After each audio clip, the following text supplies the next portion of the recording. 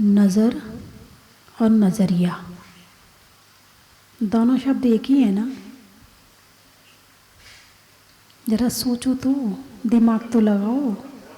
नज़र और नज़रिया दोनों एक ही हैं या अलग अलग हैं? अलग अलग हैं। दृष्टि या दृष्टिकोण दोनों अलग अलग हैं या एक ही है? अलग अलग हैं। कितने अलग हैं? थोड़े बहुत, बहुत अलग हैं, स्पष्ट अलग हैं, बहुत अंतर है दोनों में। नज़र का मतलब देखना और नज़रिया का मतलब किस दृष्टि से देख रहे हो, किस अभिप्राय से देख रहे हो, किस दृष्टिकोण से देख रहे हो। दोनों में जमीन आसमान का अंतर है। नज़र का मतलब केवल देखना है, क्या देख रहे हो ये वो नज़रिया है। वस्तु एक है और देखने वाले 10 हैं। वस्तु एक है और देखने वाले 10 हैं। उस एक वस्तु को 10 जने 10 हिसाब से देखेंगे।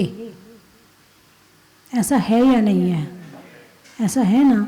सबकी सोच अलग, सबके विचार अलग, तो सबके देखने का नज़रिया भी अलग।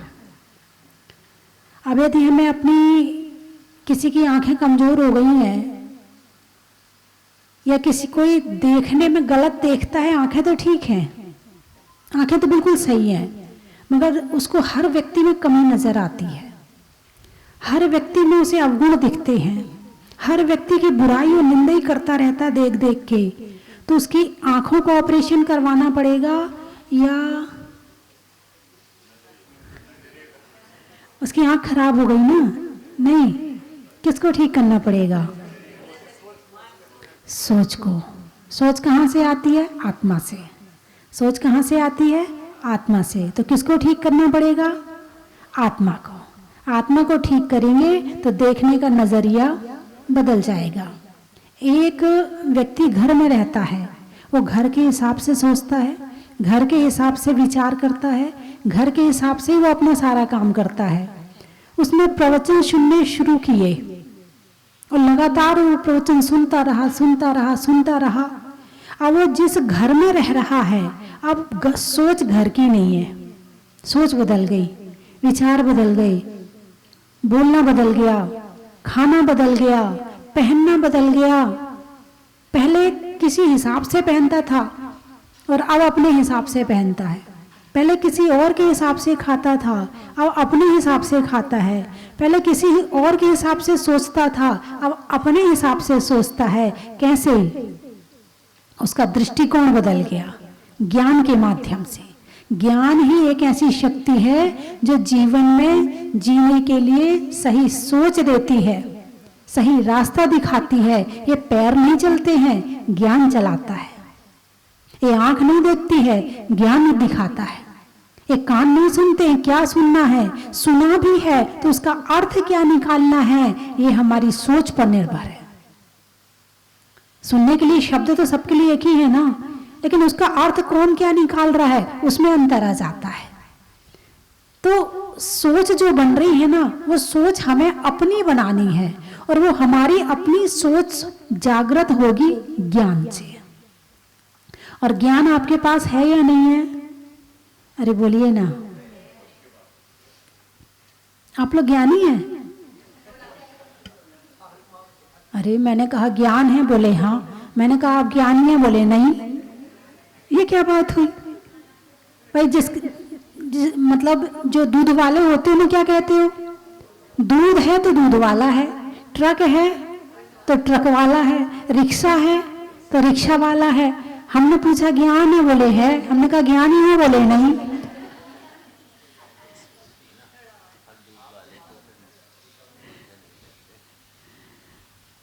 बात समझ में आ रही कि नहीं आ रही? ज्ञान तो है, मगर अभी वो अज्ञान में दबा हुआ है। ज्ञान तो है, सोच भी है, मगर हमारी अपनी सोच जागृत नहीं है। हम बाहर वाले के हिसाब से सोचते हैं, बाहर वाले के हिसाब से खाते हैं, बाहर वाले के हिसाब से पीते हैं, बाहर वाले के हिसाब से घूमते हैं। जैसा वातावरण है हम उसके हिसाब से जीते हैं, हम अपने हिसाब से नहीं जीते हैं। तो जो आत्मा की शक्तियां हैं वो ज्ञान से जागृत होंगी। किससे जागृत होंगी?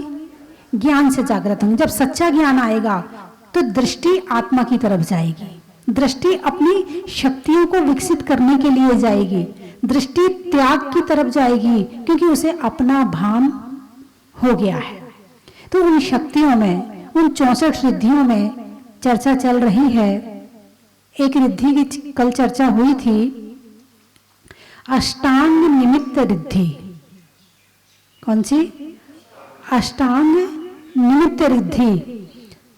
तो उसमें भौम पर, पृथ्वी पर चर्चा हुई थी कि पृथ्वी को देख करके बता देते हैं कि यहाँ का भविष्य क्या है, यहाँ के लोग कैसे हैं, यहाँ का क्या वातावरण है, यहाँ की सोच कैसी है। कितनी बड़ी बात है। मिट्टी को देखकर बता दिया कि यहाँ के लोग सोचते क्या हैं।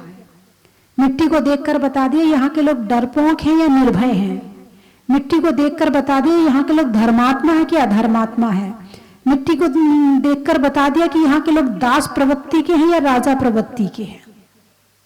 अभी व्यक्ति को नहीं देखा है, केवल वहां की भूमि को देखा है।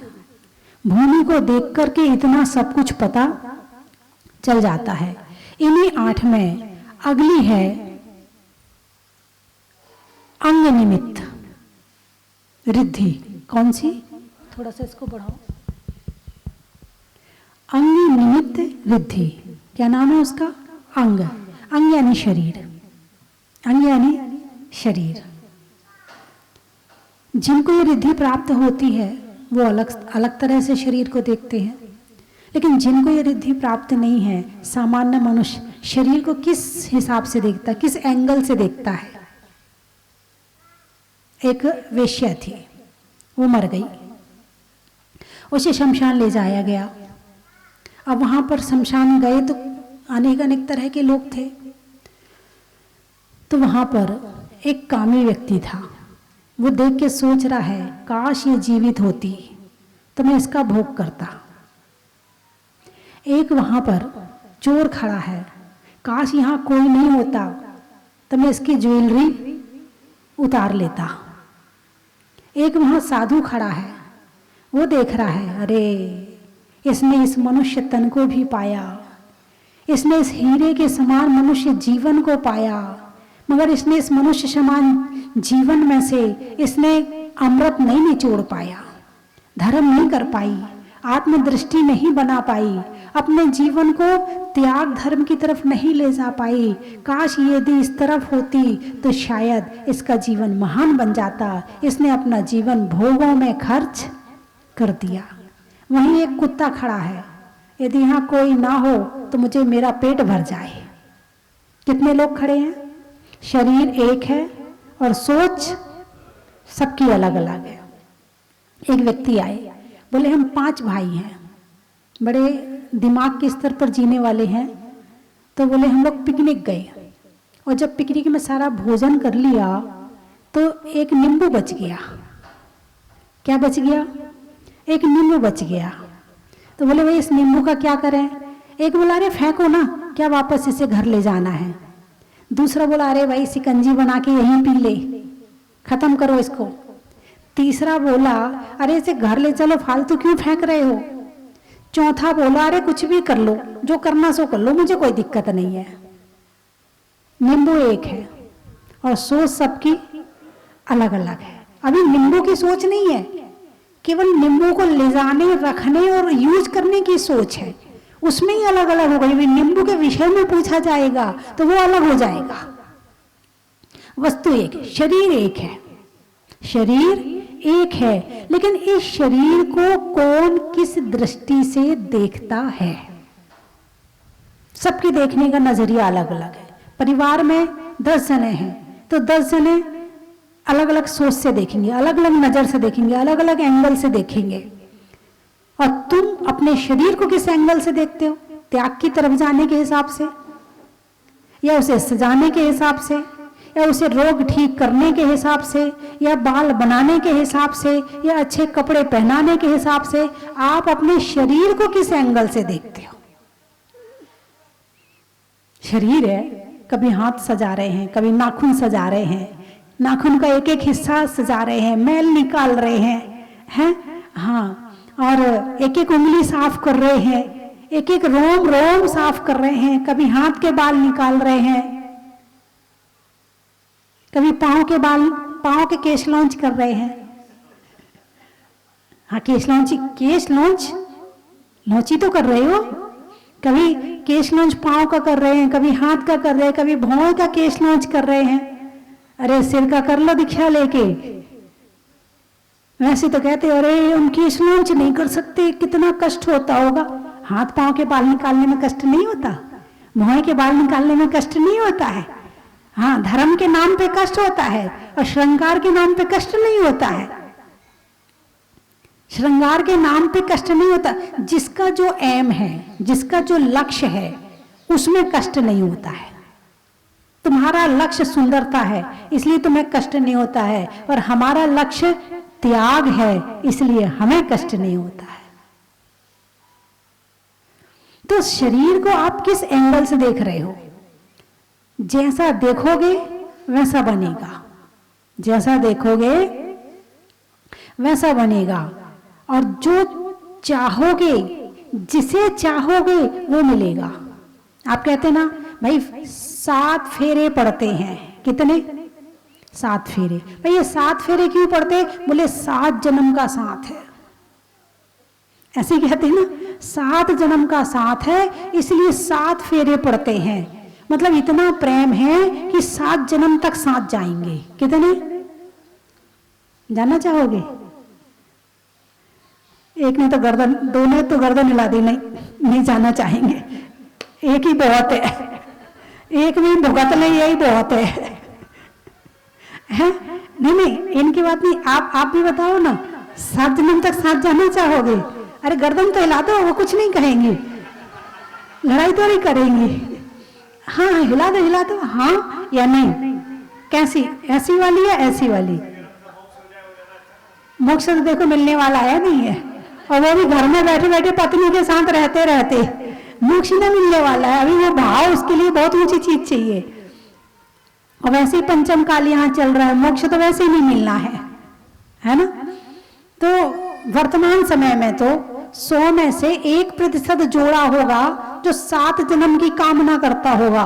99 तो कहेंगे बस भगवान अब तो मोक्ष ही जाना है। बहुत देख लिया घर में कितने सुख है, घर वाले कितना सुख देते हैं, बच्चे कितना सुख देते हैं, परिवार वाले कितना सुख देते हैं, बहुत देख लिया भगवान। अब तो अगले जन्म में दीक्षा दिलवाना, ऐसे भाव बनाना, ऐसे शरीर देना कि दीक्षा का पालन भी अच्छे से कर सकें, और अच्छे भाव से हम करके त्याग तपस्या और हम मोक्ष में जा सकें। भगवान इस गृहस्थी को देख लिया, इस गृहस्थी में सब चीज जीरो है। बहुत सुख सोचे थे कि इसमें ऐसा सुख मिलेगा, ऐसा सुख मिलेगा। जैसे प्याज होती ना, प्याज का एक छिलका निकालो, अंदर क्या है? अगला छिलका, फिर दूसरा छिलका निकालो, फिर क्या है? फिर अगला छिलका, फिर तीसरा निकालो, फिर क्या है? फिर अगला छिलका, फिर चौथा निकालो, क्या है? छिलका ही छिलका, अंदर क्या है? कुछ भी नहीं है। बस यही गृहस्थी है, गृहस्थी यही है। सोचते हैं अभी सुख नहीं मिल रहा है, बच्चे बड़े हो जाएंगे तो शायद सुख मिल जाएगा। बच्चे बड़े हो गए, बच्चों ने फिर भी सुख नहीं दिया, वो जवाब सवाल करते हैं, दुनिया भर की सुनाते हैं, अब मानते नहीं है, कहना नहीं मानते हैं, अपने मन मर्जी करते हैं, बिगड़ते चले जा रहे हैं, बुराइयों में फंसते चले जा रहे हैं, व्यसन में फंसते चले जा रहे, सुनते ही नहीं है। तो सोचते चल बहू आएगी तो वो सुख देगी, पता चलता बहू आई तो और डबल दुख है। सोचते बुढ़ापे, जवानी, बचपन में सुख नहीं मिला तो जवानी में मिल जाएगा, जवानी में नहीं मिला तो बुढ़ापे में मिल जाएगा। वो दुख बढ़ते चला जाता है, सुख तो न जाने कहां गोल हो जाता है।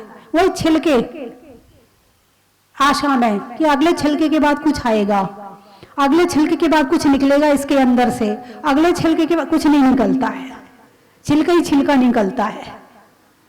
तो ये है गृहस्थी। तो बात चल रही है, जो चाहोगे वो मिलेगा। क्या सुख चाहते हो? क्या? अरे बोलिए ना, चाहते हो? सुख के काम करते हो? अच्छा ये बताओ, श्रृंगार करने से शरीर सुख मिलेगा क्या? नहीं मिलेगा। खाने से सुख मिलेगा क्या? कि ना मिलता है, तभी तो व्यंजन बनवा बनवा के खाते हैं। जिसको चाहोगे वो मिलेगा। जैसा पिछले जन्म में कहा जाता, पहले कहा जाता था कि यदि कोई धन से ज्यादा प्रेम करता था तो वो धन के ऊपर जाके सांप बन के बैठ जाता था, ऐसा कहा जाता था ना। अरे वहीं गया होगा और कहीं नहीं है, और बाई चांस कभी खुदाई हो और निकल जाए, बोले वही है, कोई दूसरा नहीं है। कहते थे नहीं कहते थे? यदि मकान से ज्यादा प्रेम करोगे तो क्या बनोगे? मकान में कौन चिपकी होती है? अब चिपके रहो मकान से, बहुत प्रेम था ना, अब चिपके रहो। मकान से प्रेम था ना, तो मकान मिल गया ना चिपकने के लिए, लेकिन दुर्गति तो हो गई, छिपकली की पर्याय में पहुंच गए।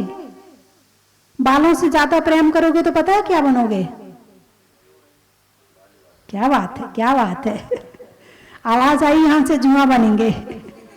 बिल्कुल सही कहा उन्होंने, बिल्कुल सही कहा। जुआ कहां रहता है? बालों से बाहर निकलना चाहता है, नहीं निकलना चाहता है, हैं? और निकाल दो तो मर जाता है। किससे प्रेम किया था? बालों से, वहीं पैदा होगे। जहां जिससे प्रेम करोगे, ये मजाक वाली बात नहीं कह रही हूं, ये सीरियसली बात है। जिससे प्रेम करोगे, जिस चीज से प्रेम करोगे, वहीं जाके पैदा होगे। धन से प्रेम करोगे, सांप बनोगे। नोटों से प्रेम करोगे, नोट की कीड़ा बनोगे। नोटों में बैक्टीरिया होते नहीं होते हैं, वही बन जाओगे। बैक्टीरिया क्या है? वो भी तो जीव है, एक इंद्री, वो भी एक इंद्री जीव है। नोटों में कीड़ा बनोगे। जिससे प्रेम करोगे वही बनोगे, वहीं जाके बनोगे।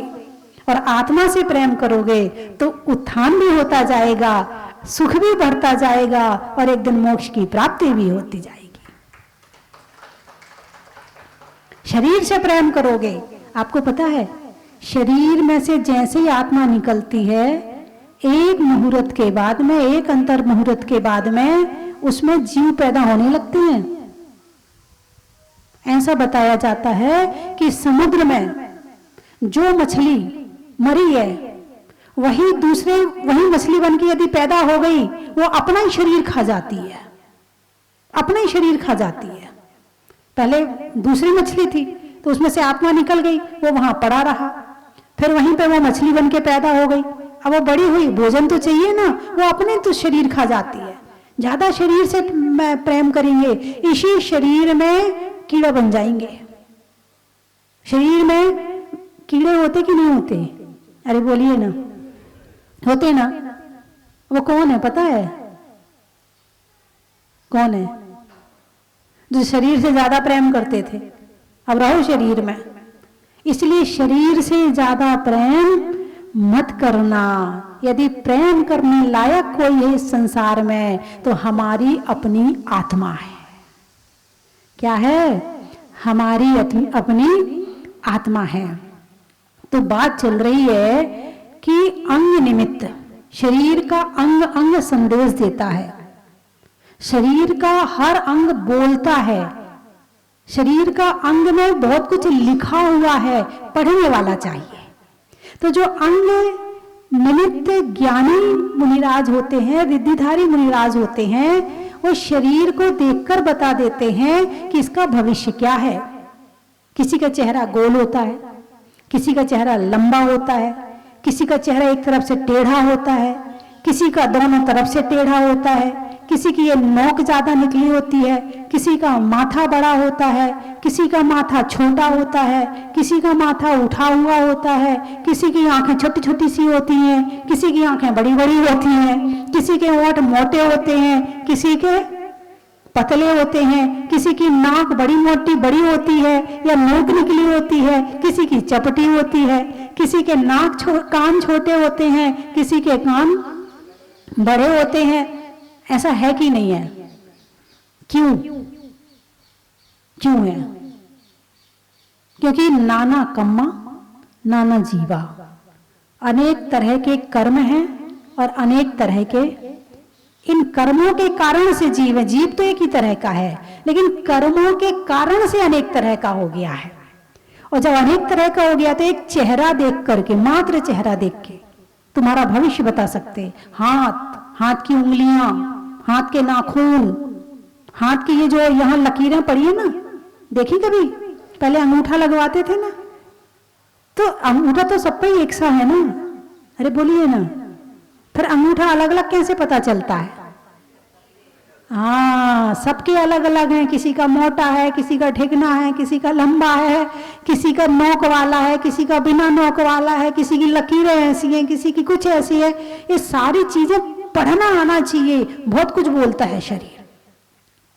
पाँव से चलते तो सब है ना, पाँव से चलते सब है ना। सबकी चाल एक जैसी है क्या?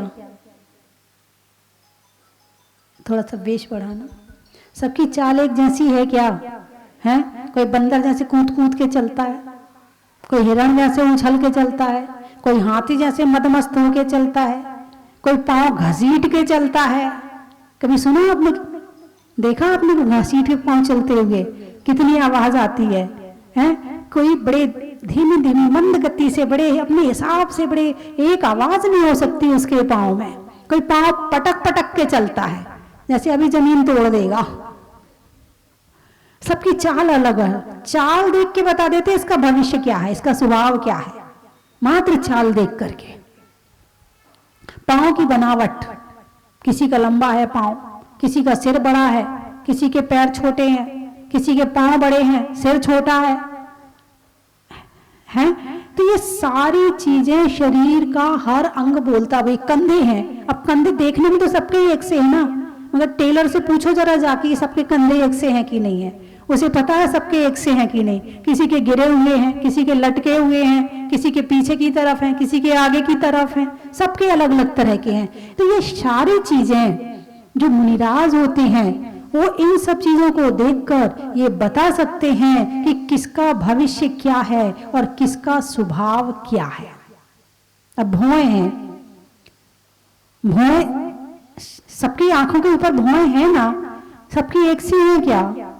किसी की ऐसी सीधी होती है, किसी की एकदम धनुषाकार होती है, किसी की कम धनुषाकार होती है, किसी की यहां तक होती है, किसी की यहां तक होती है, किसी के बाल ज्यादा होते हैं, किसी के बाल कम होते हैं, किसी के होते ही नहीं है, बेचारा लकीर फेरता है। फिर हर तरह के लोग हैं ना संसार में। दांत हैं, दांतों से पता चल जाता है किस सामने वाला ऊर्जावान है या कैसा है, दांतों से पता चल जाता है। दांत बता देते हैं कि इंसान कैसा है। यानी शरीर का हर अंग संदेश दे रहा है। पढ़ने वाला चाहिए, हर कोई नहीं पढ़ पाता है। हर कोई तो केवल शरीर देख के आकर, अरे उसके दांत बहुत सुंदर है, अरे उसका चेहरा बहुत सुंदर है, अरे उसकी आंखें बहुत सुंदर हैं, अरे उसके हाथ बहुत सुंदर हैं, उसे ऊपर की सुंदरता दिख रही है, उसे उससे मिलने वाला ज्ञान नहीं दिख रहा है, उससे देने वाला संदेश नजर नहीं आ रहा है। वो केवल चमड़ी को देखता है। और केवल चमड़ी देखने वाला कौन है?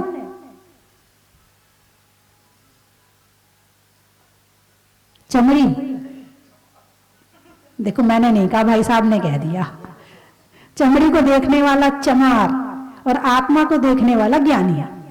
तो आप सबकी आत्मा को देखते हैं या सबकी चमड़ी को देखते हैं? वो बहुत गोरा है, वो बहुत सुंदर है, उसकी बहुत अट्रैक्टिव है, अरे उसकी तो बहुत खराब है। क्या देखते? अपनी और दूसरों की क्या देखते हो? अरे बोलिए ना। और नहीं होती तो फिर घिस घिस के। बंधुओं, और ये रिद्धियां इस शरीर के ध्यान से प्राप्त नहीं होती। ये रिद्धियां इस शरीर को सजाने से नहीं होती हैं। ये रिद्धियां शरीर को पढ़ने से नहीं होती हैं। ये रिद्धियां प्राप्त होती हैं ज्ञान से, ध्यान से, तपस्या से, त्याग से। दीक्षा के बाद जब ज्ञान, ध्यान, तपस्या करते हैं तो कर्म झड़ने लगते हैं, और जब कर्म झड़ने लगते हैं तो आत्मा के अंदर होने वाला जो ज्ञान है वो निकल निकल के बाहर आता है। वो कभी किसी रिद्धि के माध्यम से आ रहा है, कभी किसी रिद्धि के माध्यम से आ रहा है, और वो ज्ञान निकल निकल के बाहर आने लगता है। किसके माध्यम से? तपस्या, त्याग और ध्यान। ठीक है, तो आप लोग चाहते कि आपको ये ज्ञान हो? चाहते हो तो क्या करना पड़ेगा? करोगे? देखते हैं माता जी, सोचते हैं।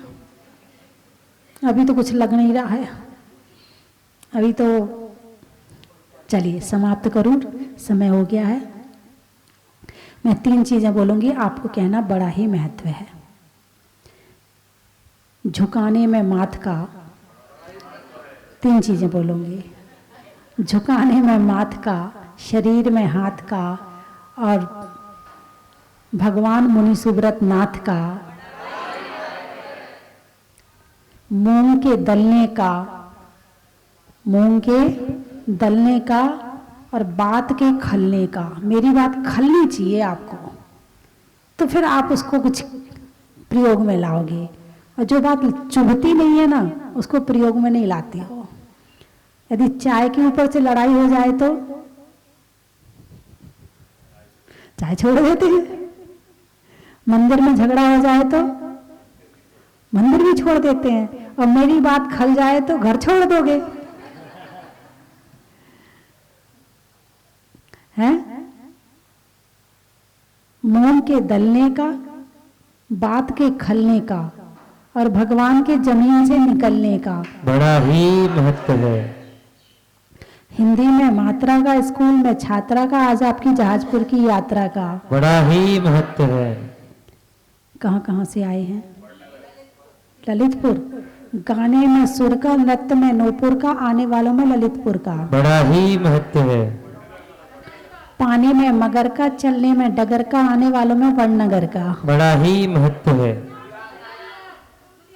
धूलियान, उड़ने के लिए यान का, वायुयान, उड़ने के लिए वायुयान का, तलवार में म्यान का, और आने वालों में धूलियान का बड़ा ही महत्व है।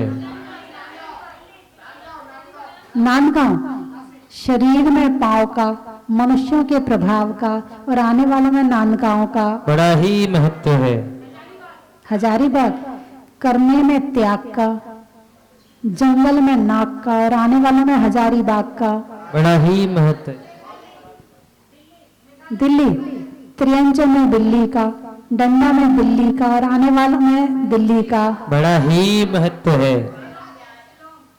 शिलोंग, अच्छा, पहनने में लौंग का, लौंग पहनते हो ना? कहाँ पहनते हो? क्या बात है, कान नहीं बताया। पहनने में लौंग का, लेने में मौन का, और आने वालों में शिलोंग का बड़ा ही महत्व है। सारंग, सागर, पानी में गागर का, वृक्षों में आकर का, और आने वालों में सागर का बड़ा ही महत्व है। टीकमगढ़, वृक्षों में बड़का, बड़की जड़ का, और आने वालों में टीकमगढ़ का बड़ा ही महत्व है। फागी, पाली, अच्छा, छोड़ने में लाली का, कितने लोग छोड़ते देखूंगी। छोड़ने में लाली का, कान में बाली का, और आने वालों में पाली का बड़ा ही महत्व है। सागवाड़ा, महिलाओं में कड़ा का, भोजन में बड़ा का, और आने वाला में सागवाड़ा का बड़ा ही महत्व है। घाटोल, सड़क में टोल का, सब्जी के झोल का, और आने वाला में घाटोल का बड़ा ही महत्व है।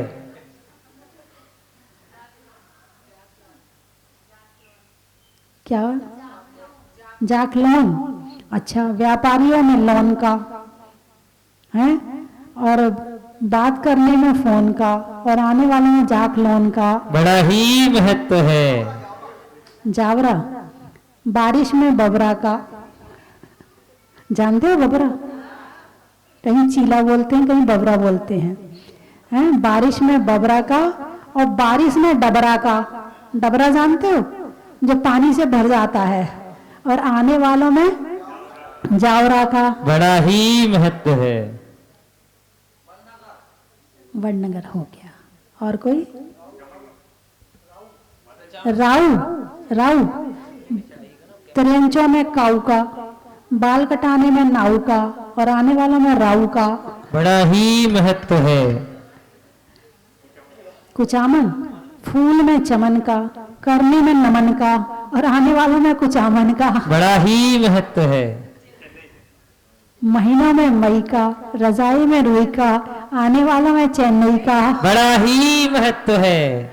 बोले 24 भगवान की।